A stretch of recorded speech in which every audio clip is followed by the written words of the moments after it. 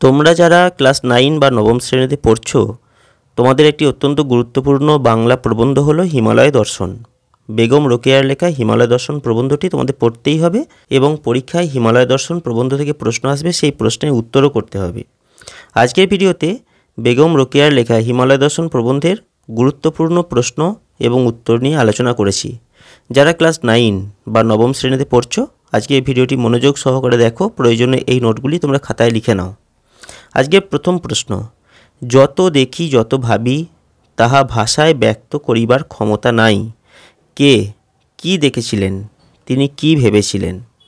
উত্তর হবে হিমালয় দর্শন প্রবন্ধের লেখিকা বেগম রোকেয়া কার্সিয়াং থেকে পার্বত্য সৌন্দর্য দেখে মুগ্ধ হয়েছিলেন।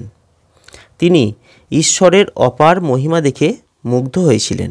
নিসর্গ প্রকৃতির অপরূপ সৌন্দর্য তিনি ভাষায় প্রকাশ করতে অসমর্থ। প্যারাটা চেঞ্জ করে আমি আবারও লিখেছি যে লেখিকারা যে বাসায় ছিলেন সেখান থেকে প্রায় 1 মাইল দূরে একটা ঝর্ণা ছিল। তিনি সেই ঝর্ণায় দুধের ফেনার মতো জলের স্রোত দেখতে পান।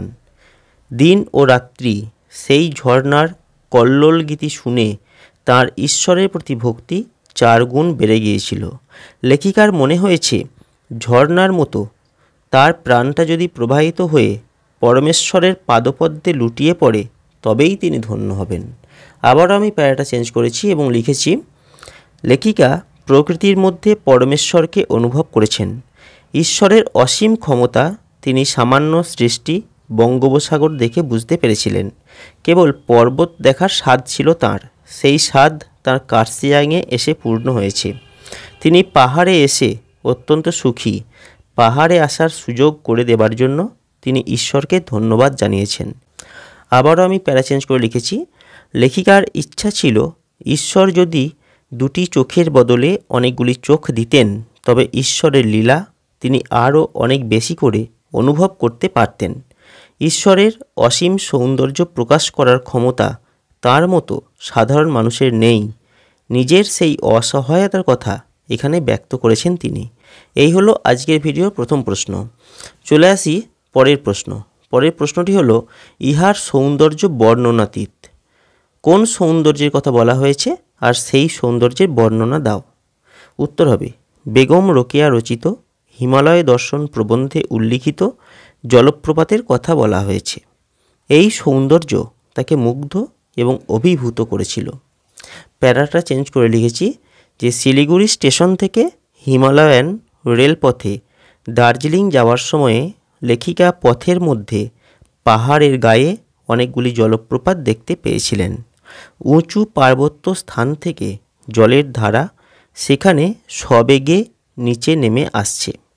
লেখিকা এই রকম জলপ্রপাত দেখে মুগ্ধ হয়েছিলেন। সেই জলপ্রপাতের সৌন্দর্য লেখিকার কাছে বর্ণনার অতীত। তৎক্ষণাৎ তার অনুভূতির কথা জানাতে গিয়ে বলেছেন যে সেই দৃশ্য দেখে তার এতই সুন্দর লেগেছে যে তিনি জলপ্রপাতের সৌন্দর্য বর্ণনা করে শেষ করতে পারবেন না। লেখিকার মনে প্রশ্ন জেগেছে, জলপ্রপাতের জল কোথা থেকে এলো? তাছাড়া এই জল দ্রুতবেগে হিমালয়ের পাষাণ হৃদয় ভেদ করে আবার কোথায় চলেছে? ঈশ্বরের কি অনির্বচনীয় মহিমা! এই জলস্রোতের কোনো একটি বিপুলাকার গঙ্গার উৎস, আর এই কথা বিশ্বাস করাও তার পক্ষে ব্যঙ্গকর হয়ে উঠেছে। এই হলো দ্বিতীয় প্রশ্ন। পরের প্রশ্ন, চিত্র দেখিয়া চিত্রকরের নৈপুণ্য বোঝা যায়। উক্তিটি ব্যাখ্যা করো। একই সঙ্গে আরেকটি প্রশ্ন রয়েছে, চিত্রকরকে উপাসনার পথটি লেখো।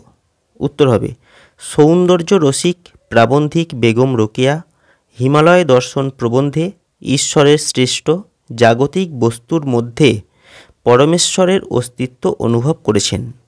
তিনি পরমেশ্বরের সৃষ্টি নৈপুণ্যকে চিত্রকরের সঙ্গে তুলনা করেছেন। চিত্রকরের আঁকা ছবি দেখে যেমন তার দক্ষতার পরিচয় পাওয়া যায়, তেমনি পরমেশ্বরের সৃষ্ট ক্ষুদ্র নমুনা হিসাবে হিমালয়কে দেখে লেখিকা ঈশ্বরের অনির্বচনীয় চিত্রকলার পরিচয় পেয়ে ধন্য হয়েছেন। সমগ্র পৃথিবীর মধ্যে হিমালয় হল ঈশ্বরের অতি ক্ষুদ্র সৃষ্টি নৈপুণ্য। সমগ্র বিশ্ব তাঁর লীলাক্ষেত্র, তাই তাঁর অপার মহিমা। প্যারা চেঞ্জ করে আবার লিখেছি যে প্রাবন্ধিকের মতে ঈশ্বরের সঙ্গলাভের শ্রেষ্ঠ পথ হল তাঁর সৃষ্টিকে সাক্ষাৎ দর্শন করা। ঈশ্বর বিশ্বকে সৃষ্টি করে আনন্দ পেয়েছেন। সেই সৃষ্টির শ্রেষ্ঠ রত্ন হলো মানুষ। মানুষকে তিনি উন্নত হৃদয় এবং বুদ্ধিমত্তা দিয়েছেন বিশ্বকে অনুভব করার জন্য। মুখস্থ মন্ত্র উচ্চারণ করে ঈশ্বরকে পাওয়া যায় না।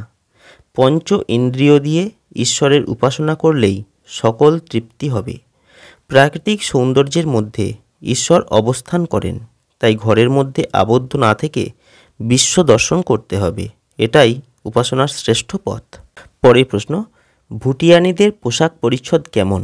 তাদের সম্বন্ধে লেখিকা আর কি বলেছেন?